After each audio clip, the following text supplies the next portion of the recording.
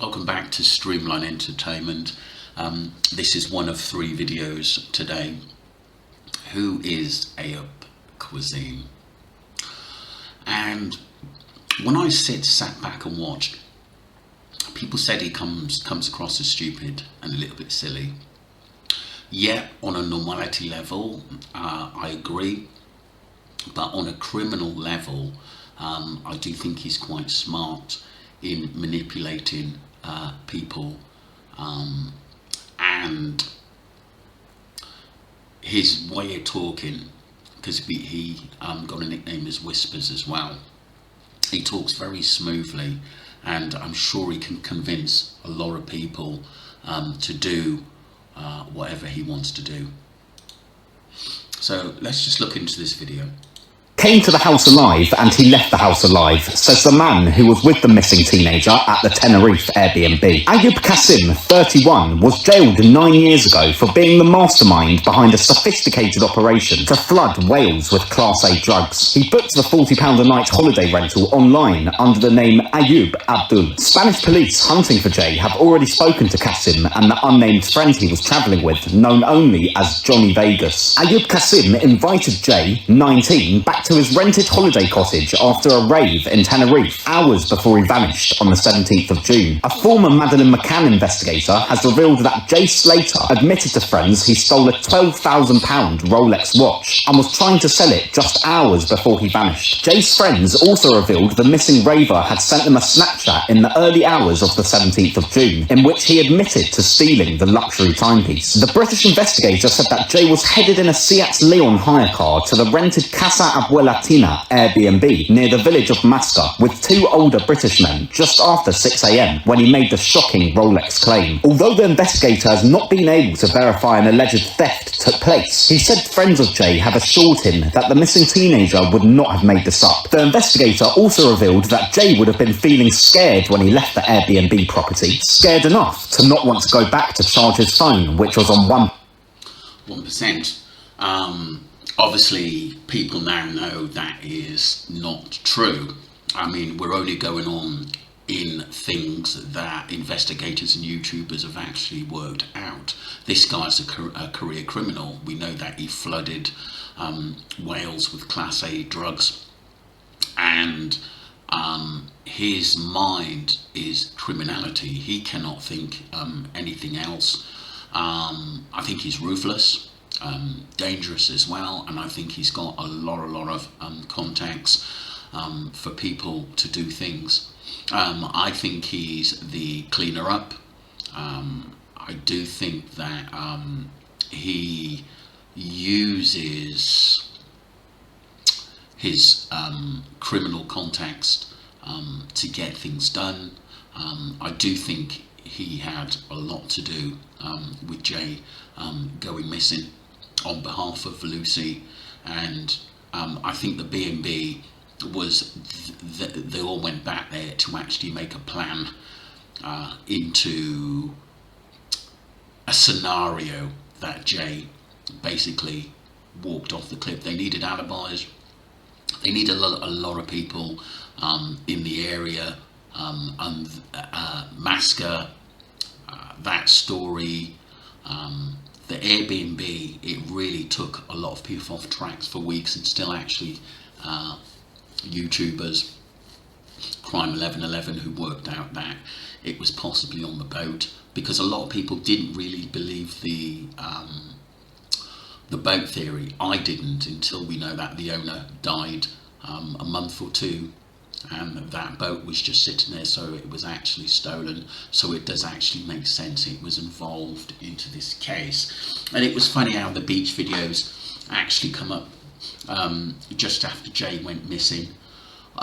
It makes me think, with some, you do get some sick people who record scenarios of what's going on, of violence and stuff, but it was very strange that that video wasn't seen before the incident of Jay going missing.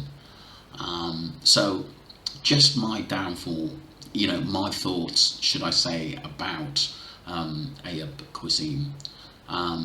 He is smart in that he uses a lot of head games to get people to do what he wants to do. And I think he promises them a lot, and I think a lot of people, young people, look up to him who've got the same criminality mind, and he teaches them as well. And it's sad to see, but these things go on.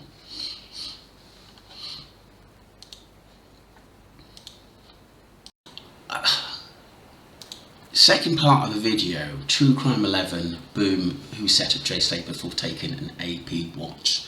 And I said it's someone with an absolute, a criminal mind, someone who's done it before and doesn't mind taking chances to get gain.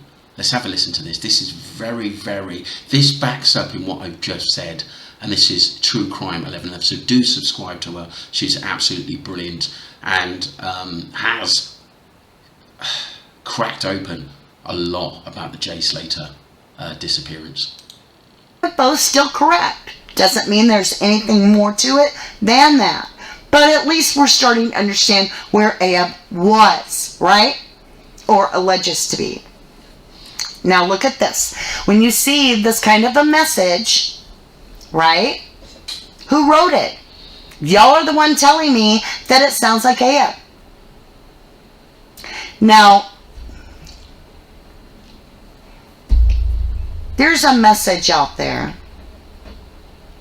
that Joseph Morris posts, hats off Joseph, that is about a ransom, more or less, of 30,000 pounds, and about feeding Jay and checking on him once a day and all this. And then when you start adding that up, and then that photograph that was posted that they say wasn't Jay, but it looks like a collar, and it looks like this kid's been beat up, I'm just going to tell you, I'm not going to share that photo right now. But I've analyzed the photo, and I took that face, and unless they took Jay's face and they photoshopped it on there, which I'm not seeing evidence of, I have a lot of questions as to how that's not Jay. Jay has a specific mark in his eyebrow on one side, very specific. It's a line of missing hair where a scar is. The hair doesn't grow. And then on the other eyebrow, Jay's eyebrow goes very thin compared to that one, and it literally reaches a little further.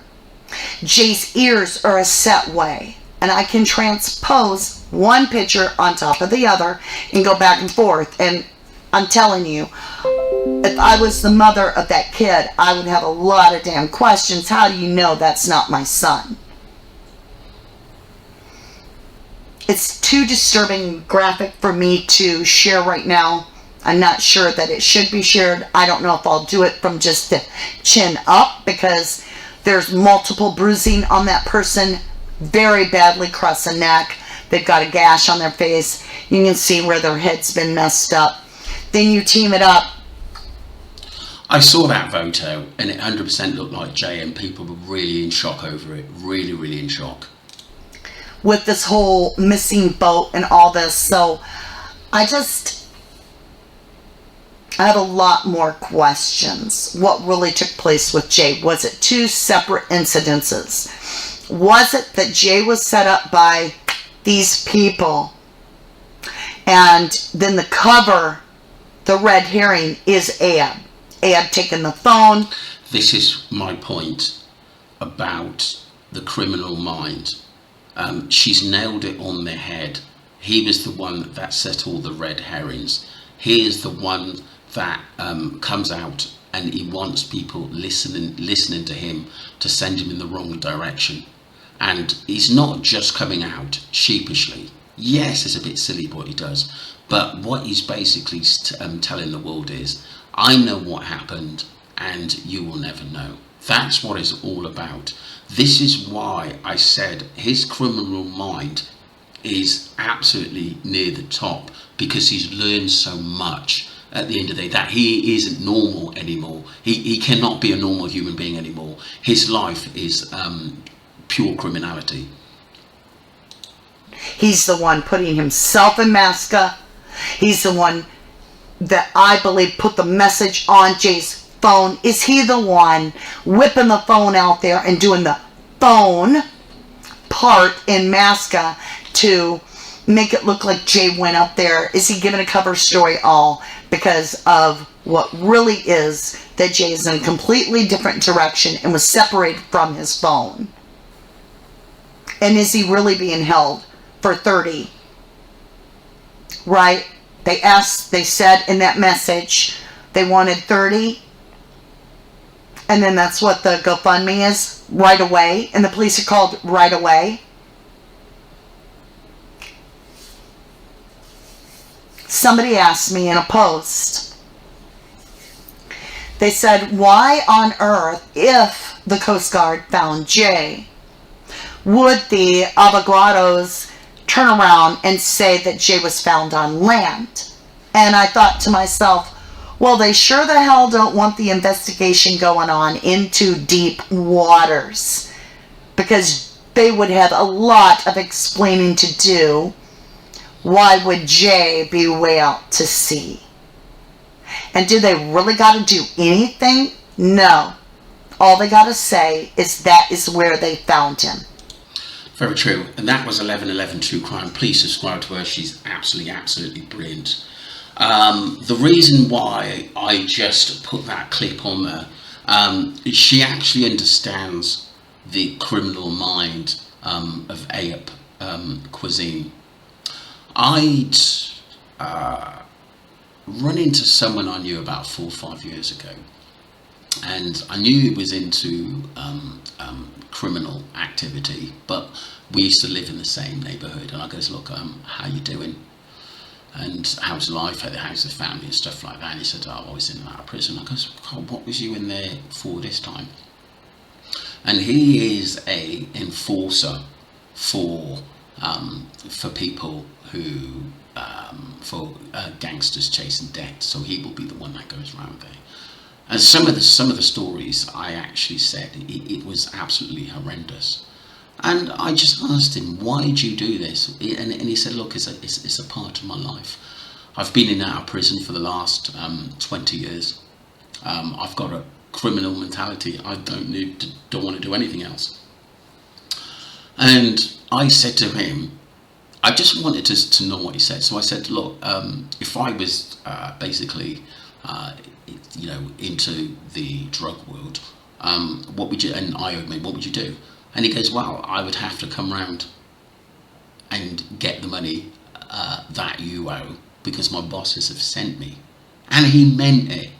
Yeah, I thought he was going to say, look, I'm going to, I wouldn't. But he would, because it's strictly business. So in this game, if Jay had lost, a bag, as people are saying, and they took him for it, and because of all the public and national news and people onto the case, they actually got rid of him.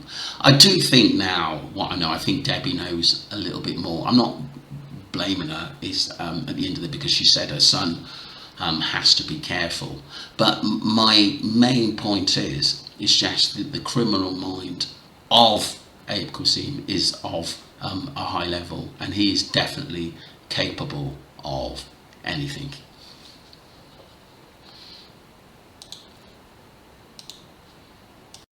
Another interesting video as well. Have listened to this, people. I found this is interesting. Video of Ayub speaking, sound removed. Interesting. Good evening, TikTokers. I hope you're well and I hope your day has gone as great as you. So, another contradicting fact here. They said that Jay fell to his death immediately. Yet Ayub said he was in a ditch and feared his life, said this female friend of Jay's, which pointing to Lucy Law. Lucy Law didn't know Ayub, and Ayub didn't know Lucy. But why do they have each other in their phone contacts? I find that odd. Anyway, I'm going to replay the audio. I'm not going to replay the video, just so you guys can hear it loud and clear. Going to put another trigger warning on it, because it is distressing. Because it's talking about a young lad's last moments of life. This is about Jay Slater in Tenerife on the 17th of June. Next thing you know, I'm getting a call at like 9 o'clock saying the mate's gone missing. He rang them, said he left mine, and I'm off. And then he rang them 50 minutes later saying, yo, I'm in a fucking ditch, I need water. I think I'm gonna die. That's what he told the girl, I think I'm gonna die. And I'm on 1%. And then he sent the last location, and the last location was on some fucking path, a good 20 minutes behind mine, a good half an hour behind mine. So there we have it. That's the audio without any music on it. Apologies for that, everybody. I don't get it. Why didn't Lucy go and find Jay the moment he sent the location? That he'd left the Airbnb and he was walking back to Los Cristianos from Masca. Why didn't they take their phones in the first place?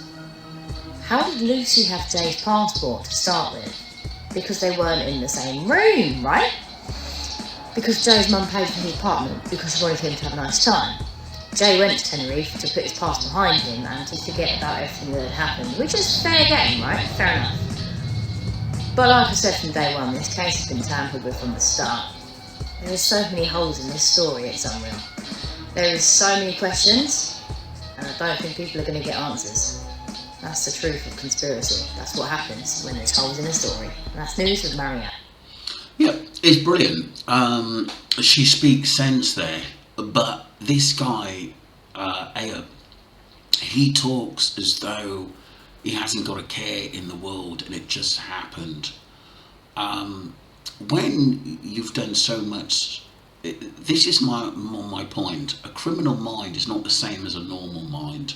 You have to really listen intently the way a person talks. He's got no accountability of Jay going missing, like it's nothing to do with me. And I'm out of it. He's gone. He's dead. This is their scenario. They just want to move on with their lives, their selfish lives, and earn money and do anything to earn that money. And life, or people that crosses them or loses, rugs for them, they just disappear. And there's no accountability, no, heartless, disgusting really. And this is the mindset of Ayub, that it's nothing to do with me, I'm out of it, laughing about it, making videos, goading the public is that I'm free, I can do whatever I want. You know, these people are a disgrace for society because this is all they know. Don't forget to subscribe to Streamline Entertainment and follow the channel. Thank you very much indeed.